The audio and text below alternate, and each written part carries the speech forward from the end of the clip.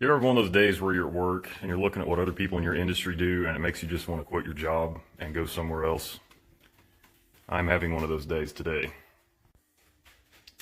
I don't know how else to describe this car other than this is kind of what happens when the sloppy mechanic culture permeates into the more professional side of the industry and the customer ends up being the victim. And I don't mean to bash on the sloppy mechanic crowd. That's cool. A lot of guys learning how to do stuff they otherwise wouldn't have known how to do. They're doing stuff on their own. They're being self-reliant. They're having fun, more importantly. They're making their vehicle something that they can enjoy and that they're proud of, and that's great. But if you're one of those guys and you actually don't really know what you're doing, you're just winging it, you cannot be building cars like this for other people.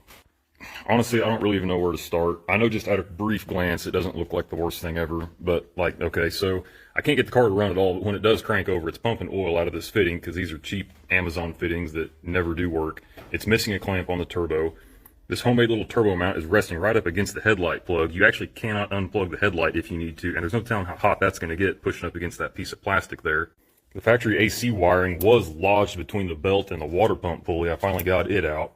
I stuck one of my little temporary pressure gauges on there. It only had 35 pounds of fuel pressure. I just got done doing a leak down test back here because one of the spark plugs had water on it. This less than professional job of relocating the ABS has resulted in bent and pinched off brake lines. I bet that wideband doesn't send really accurate readings. The wastegate is jammed up into the fan.